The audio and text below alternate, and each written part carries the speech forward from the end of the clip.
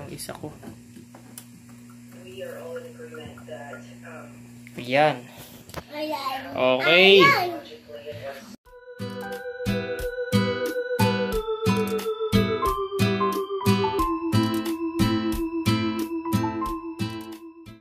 Okay mga katatak. Bali, ito. Tinandaan ko na yung mga parting kailangan ko lagariin. Diyan yan, ano. Etong isang to, ito yung pinaka-base ng ating exposure. Ito naman yung gilid. Gilid.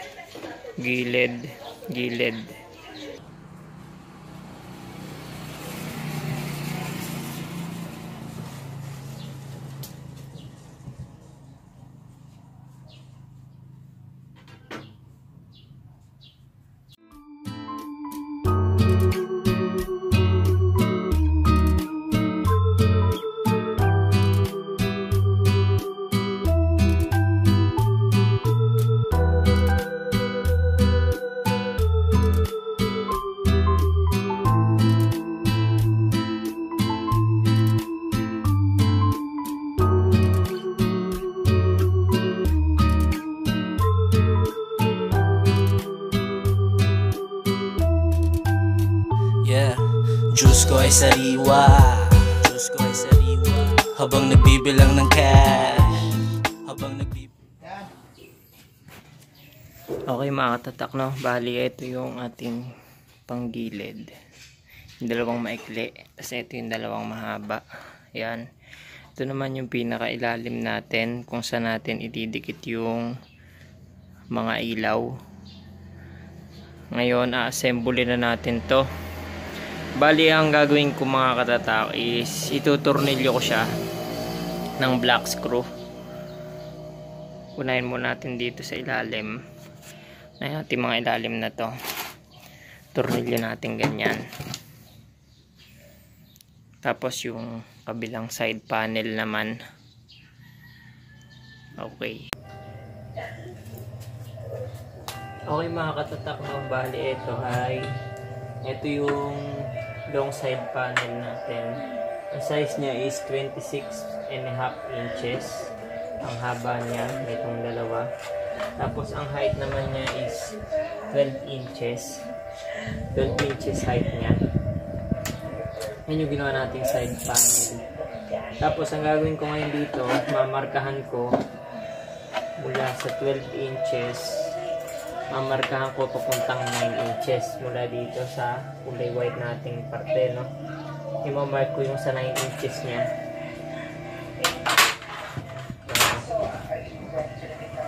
12 inches. 9 inches, ano mamark natin? Ay, 10. Ano nga ba? 10 inches ba? 10 inches. Okay, 10 inches mga katatak, ano? Mula sa 10 inches natin, i-mark natin siya. Yan, minarkahan ko. 10 inches. Dito lang sa kabila, 10 inches.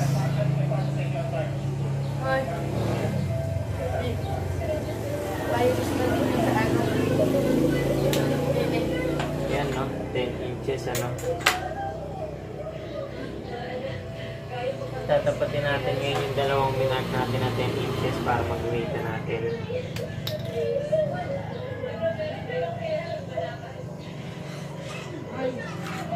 Okay, yan. Nag-weight na natin. Habang nagbibilang ng cash, Diyos ko ay sariwa. Habang nagbibilang ng cash, habang nagbibilang ng cash, habang nagbibilang ng cash, Diyos ko ay sariwa. Habang nagbibilang ng cash, habang nagbibilang ng cash, no? Okay, ito naman mga katatak yung mismo paglalagyan natin ng ilaw, yung pinaka-platform ng ilaw natin. Ang size naman nito is 18.5 by 25.75. 18.5 by 25.75 size size natin. Lalagay ko na lang din sa screen natin to, yung size nito. Para alam nyo din. Okay, buuin natin siya ngayon. Nga pala, itong guhit na to, diba ginuhita natin siya kanina? Yung guhit na yan mga katatak, ibig sabihin yan, doon ko itatapat yung ano natin, yung platform natin ng ilaw. Kumbaga, lalagyan ko ng space yung ilalim niya. Kasi sa ilalim niya, doon natin aasimbolin yung mga wirings. So, okay, pagkakabit-kabitin ko na to, no?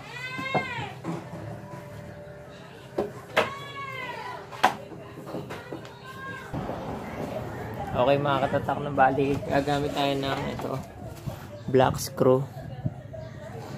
Gamit tayo ng black screw.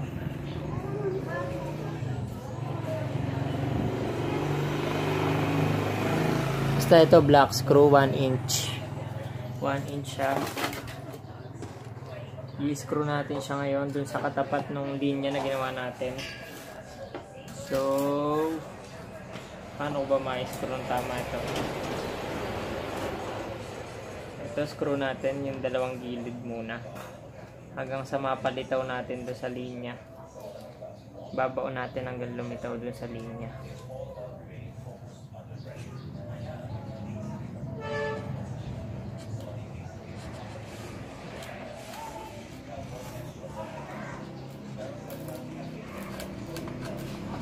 Okay, ano, yun mga katatak. Bumaon na siya doon sa may linya natin. Ngayon yung kabila naman, dalawang gilid muna gagawin natin ito. Dalawang kabila.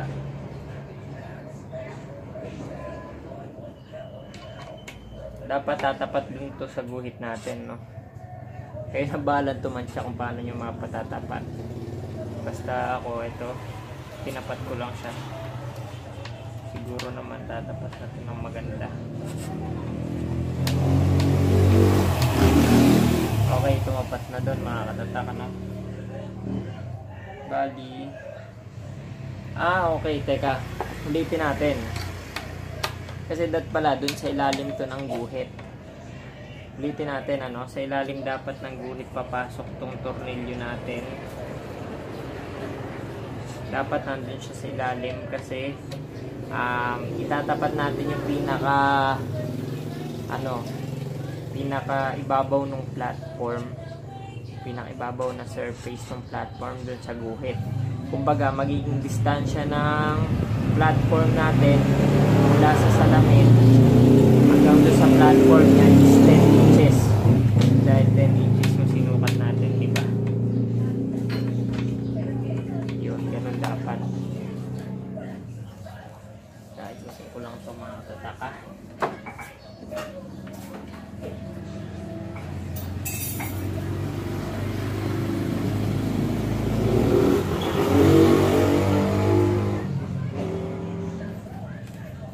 Dapat sa ilalim ng guhit. Yan. Kita nyo, dun siya sa ilalim ng guhit natin. Dapat doon. Etong isa, adjust din natin ng kaunti.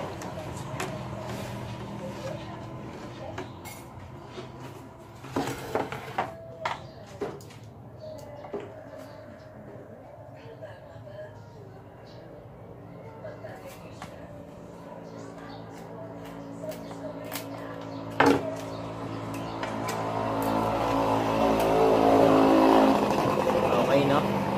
Ayan, meron na tayong guhit magkabila. Ay, shit, mali ako. Mali. Baliktad.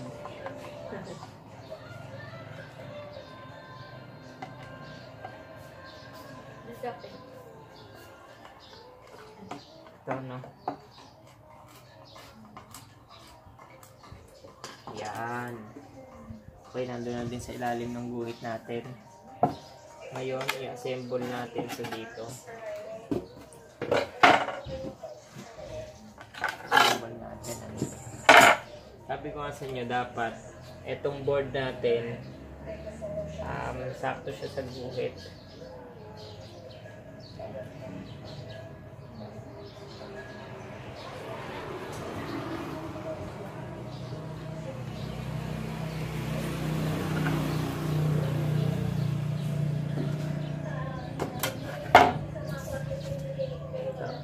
siya sa linya natin, ano.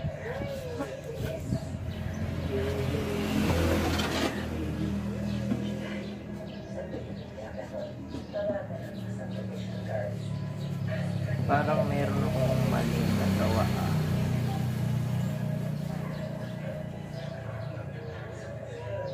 Mali nga naging guhit ko. Sige.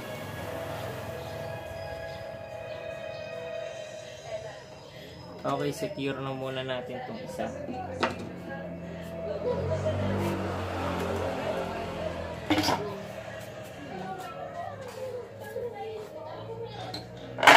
Okay, alisin muna natin.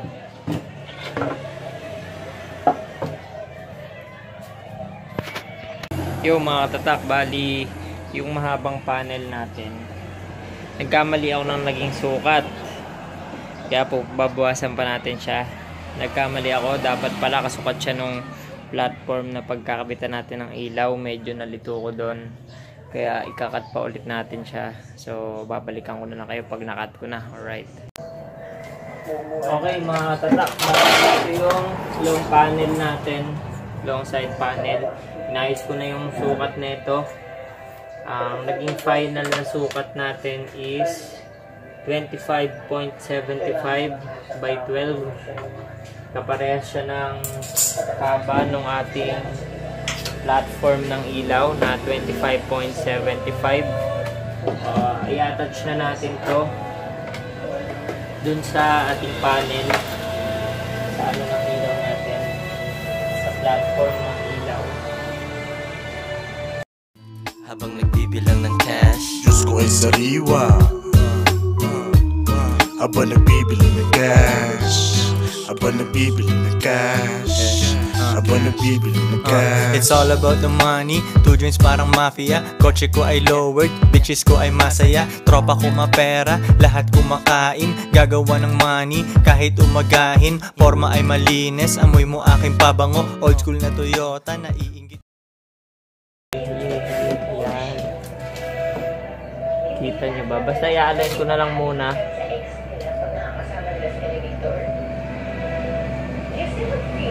I-align ko siya.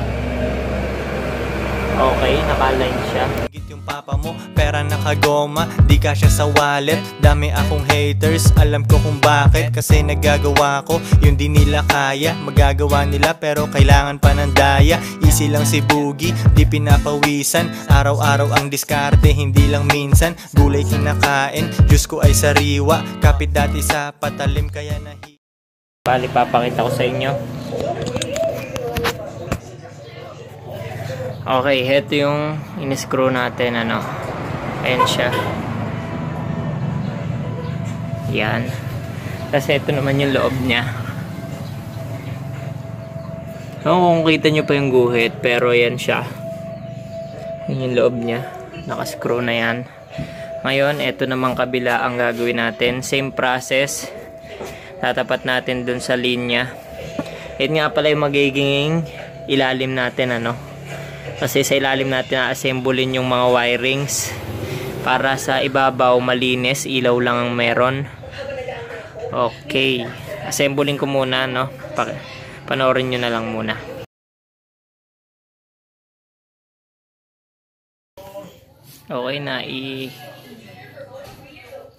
Okay na i-tornilyo ko na mga katatak. Bali, next natin, ito naman tutornilyohin natin. Pagtutornilyuhin naman natin itong mga gilid dito. Yan yung 4 na gilid natin. Yun naman. Tapos tingnan natin kung makakabitan natin ang ilaw. Okay mga katatak, bali nabago na naman yung plano natin. So di ba kanina hindi na natin dapat tutornilyuhan. Ngayon, ang ginagawa ko is bubutasan ko siya, barena. Pagtatapatin ko, bubutasin ko, saka ko ipapasok yung tornilyo. Dito medyo hindi dapat sagad para kumapit yung tornilyo natin. Ganun ang gagawin ko mga katatak para maitornilyo natin ng maganda, no?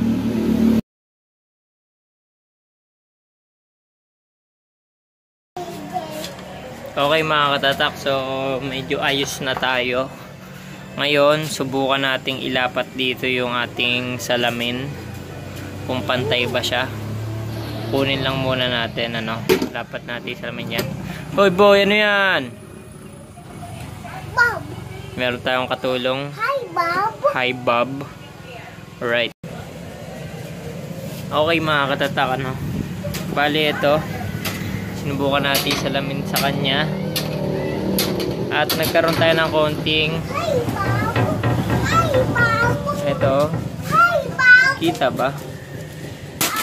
Ayan, no. Hindi siya lapat. Talagay ko medyo mataas dito. May konting tabasin na kailangan. Tatabasin ko lang. Tapos sukatin ko ulit, ano. Okay mga katatak. Okay na siya. Lapat na, wala nang hindi na siya nagbebengkong-bengkong, hindi nagsisiso-siso. Okay na, lapat na. Gasgas na rin pala talaga tong salamin ko. Dami na rin pinagdaanan. So ayusin naman natin yung ilaw natin ngayon. Mga ilaw ko, doon na natin sa loob to ayusin, ano. What's up mga katatak? So ito yung luma nating exposure unit. Undersize siya. At kung di ako nagkakamali, nagawa ko to ng 2016. 2016 ko to ginawa. Ng mga bandang March din. So ito ang sistema niya. Ganyan siya kadiwara. Kagago. Ganyan siya kagago gawa niya, no? Tapos hindi siya nakakabit yan mga katatak. Ayan ho, di angat lang siya ng di angat dyan. Ano lang natin, ayusin lang natin to.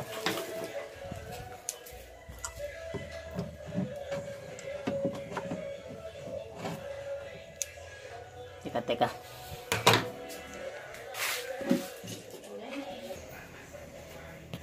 Okay, nakalas na natin. Ito yung una natin.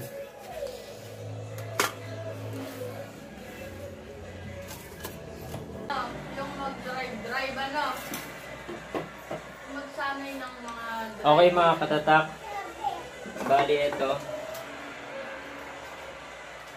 Ito yung ilaw natin. So ang gagawin kong sukat dito mga katatak is mag-iwan tayo ng distansya na 2 inches sa gilid, 2 inches sa kabilang gilid.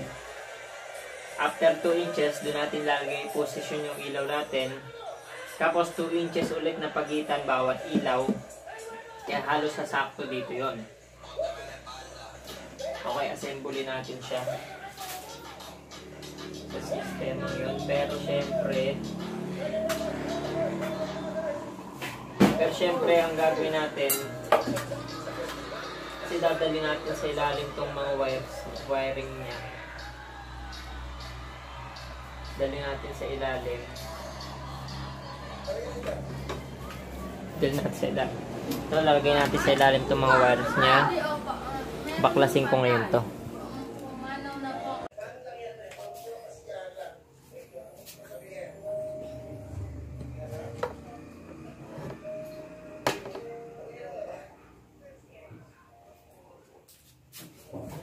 Okay mga katatak, susukatin natin ngayon. Di ba sabi ko sa inyo kanina 2 inches ang gagawin natin pagitan sa lahat.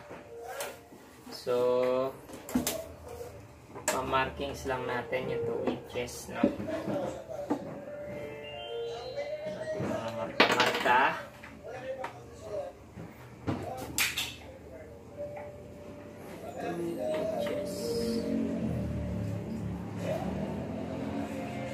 Maganda kasi mga katatak, pantay-pantay yung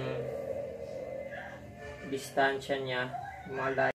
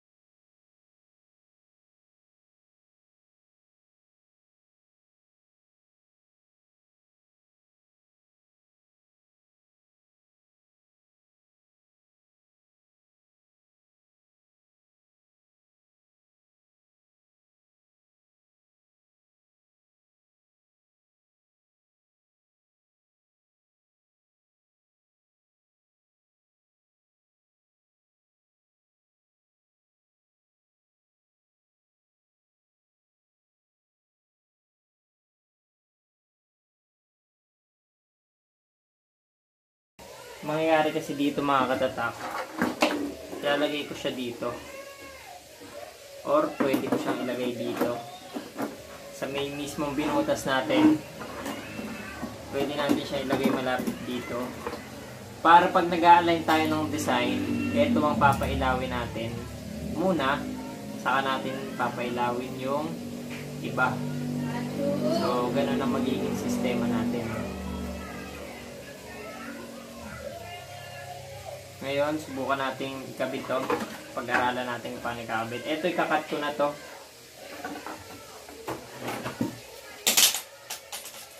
Cut na natin tong mga wirings. Isa, dalawa, tatlo, apat. Kung di ako nagkakamali, wala namang positive o negative dito. Kaya okay lang na i-cut natin dahil disaksak siya. Walang problema. Ngayon, sulot na natin siya dito sa ating butas. Alright. Sulot natin isa-isa. Sana magkasya. Isa. Dalawa. Yung hindi siya kasya. Iwa, tawagin mo na legend kahit di pa dedo. Sa mga sosyalan, akong pinakageto. S-O-R-R-E-N tsaka T-O. Dami mga rappers, iba ang aking stilo. Dope aking rap shit, pera na aakit. Bantayan babae mo, baka aking madagit. Konti kaibigan, daming kakilala. Koy meron tikas, huwag kang mabahala. Di ko maalala, pag di tungkol sa pera. Kami ni kahirapan, meron kaming gera. Mga Pinay ko ready, sa aking mga utos. Dahil sa kanila yung pera di maubos. Iba ang aking turing, sa akin sila special. Bitches na walang bilang, bawal umepal. Di ko hahawakan, di ko papatulan. Mga down sa akin ay di ko tatalikuran. Dine-deserve nila ang konti kong oras. Plain ticket ang ibibigay ko, hindi rosas. Diyos ko ay sariwa, Diyos ko ay sariwa.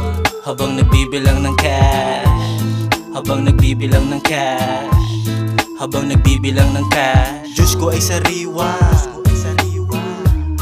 habang nagbibilang ng cash, habang nagbibilang ng cash, habang nagbibilang ng cash. Diyos ko ay sariwa,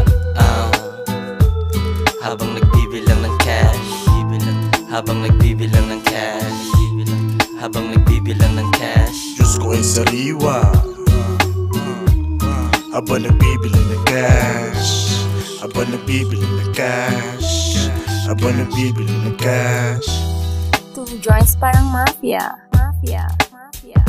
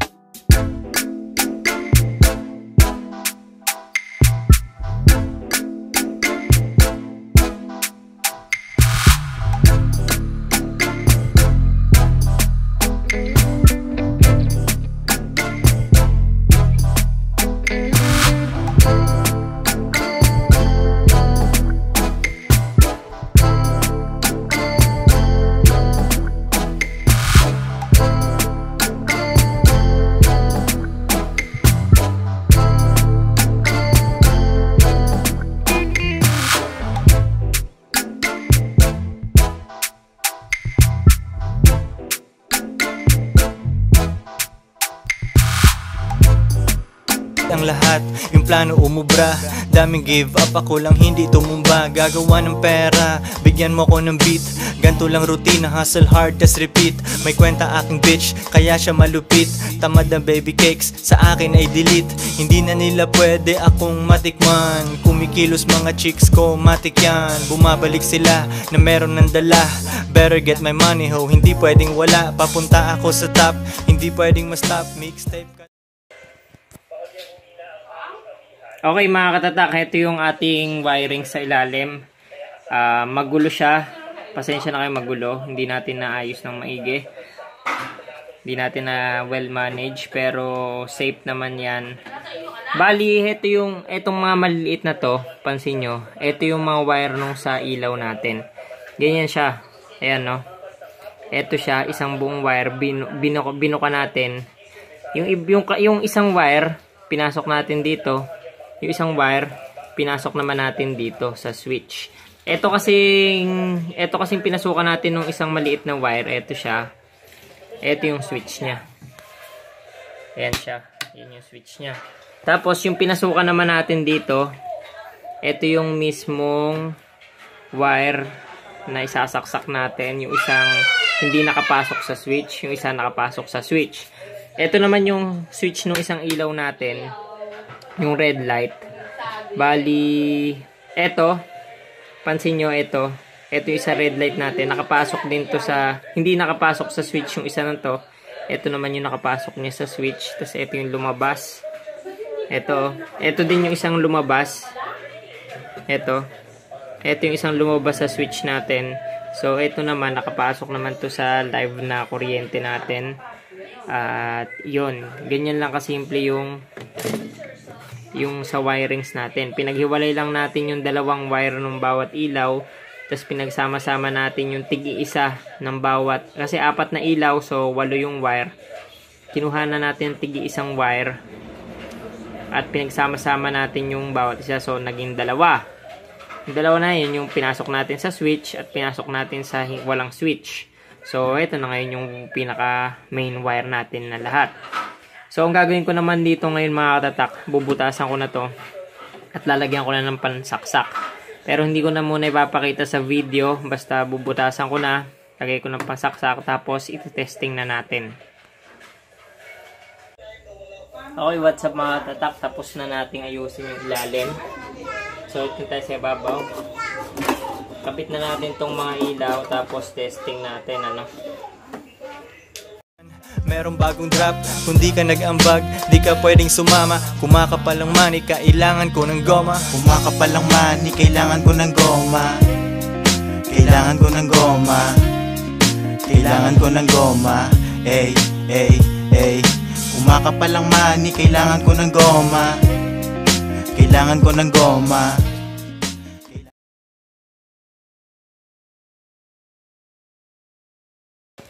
Yeah, nakakabit na mga katatak. Ito na rin yung ating pansaksak, ano. Saksak natin. Ay, hindi abot. Dito. Saksak natin, ano. Okay, sinaksak na natin. Testing natin to. Red light, goods. Yan, no. Red light. Ito naman.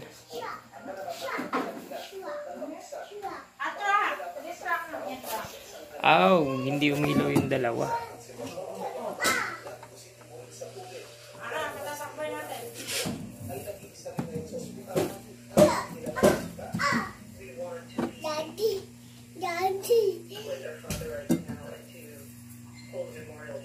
Hindi umilaw yung isa ko. Ayan. Okay. Umilaw na siya mga katatak, no? Okay. Okay na nga. Yan, no? At yun nga mga katatak, yung ating light box. Bali, sana naintindihan nyo yung ating magulong paliwanag. At sana meron kayo nakuhang kaunting idea about dun sa light box natin. Bali, upgrade lang yan mula dun sa luma nating light box na maliit. Ayan siya. Ito. Maliit kasi yung pagitan ng light box natin na luma, saka medyo mataas. Ngayon yung ginawa natin, medyo mababa na. Ang problema ko lang dito mga katatak ay baka magkaroon ako ng panibagong exposure time. Kaya pag-aaralan ko ulit yung exposure time ko kung all good ba. Saka sa mga susunod baka i-upgrade ko to i-upgrade ko siya dahil yung kulay niya kulay black. Mas maganda sana kung kulay white yon. Pero subukan pa rin natin kung makaka-apekto ba to sa ating mga light system, sa ating exposure time. Pero sure na may apekto to dahil nabago yung height niya kumpara dun sa dati. Pero sana mas maganda at mas malupit. Mas malupit para hindi tayo magkaroon ng malaking problema. So, yun mga katatak, no, magbabalik tayo sa mga susunod pa nating video. Mag-ingat kayo, keep safe sa mga bahay-bahay nyo. At sa ngayon, meron pa rin ako mga tinatapos na project kahit naka-lockdown tayo. Ang problema nga lang, halos mag-isa lang tayo sa paggawa kaya medyo bumabagal. Eto, singit lang tayo ng kaunting lightbox ng pagkaunting vlog ng paggawa ng lightbox. Kasi kanina, bumili nga pala ako ng materyales para makahabol tayo, baka kasi magsara. Nga pala mga katatak, ang total na gastos ko dito sa aking bagong lightbox is pumili ko ng 1/2 na plyboard. Lagay natin dito, no? 1/2 na plyboard na tawag dito. Yung may crocodile, basta Phenolic yun. Phenolic plyboard 1/2. Inabot siya ng 850. Tapos, wirings natin, 3 meters ang binili ko. So, 25 pesos, 75 pesos. Sa switch naman, 50 pesos. Dahil dalawa, 100 pesos. Pero kinuha lang natin yung isa dito sa luma. So, pero sama pa natin 100 pesos. Sa mga screw naman, siguro nasa around 20 pesos. Tapos yung 4 na fluorescent daylight natin, nung binili ko to dati, 2016, 250 ang isa, so 1,000 pesos. Ang naging total gastos natin dito, kasama yung receptacle pala natin, plus 50 pesos, saka yung ilaw, plus 100 pesos. Ang total natin ay siguro mga around 1,000. Kasi 1,000 yung ilaw natin. Mga kulang 2,000. Kasi yung sa Phenolic na plyboard natin, marami pang natira. Marami pang natira. Halos hindi man tayo nakaubos ng kalahating Phenolic. Kaya meron pa tayong pwedeng paggamitan. So, nasa 400 pesos lang yung gastos natin doon. At yun, mga wala pang 2,000, meron ka ng sariling light box na may switch. Sa pagla-lightings na lang neto, yung mga ilaw, syempre, wala man tayong timer. Pero subukan natin magkaroon ng timer sa mga susunod. Pag install natin ng timer to, subukan natin. At ayun, sa ngayon, ito na muna yung video natin. So, ingat kayo dyan sa bahay nyo. Keep safe sa NCOV. At sana makaraos tayo sa mga susunod pang panahon. Yeah. So, yun, like nyo naman yung ating clothing line, Straight Cash Apparel. Tapos, syempre, yung page natin sa Facebook, Print Mechanics. Tapos, pwede rin kayong mag-like, comment, and subscribe na rin kayo sa ating YouTube channel na Screen Life. So, yun, Bi-video ko na lang din yung mga susunod, yung mga project na gagawin ko ngayon. Siguro time-lapse na lang nung ginagawa to kasi malulupit din yung mga designs. At sana matapos natin ng maaga para makapagpahinga naman tayo. At bawal na rin lumabas, So, yun. Power mga katatak.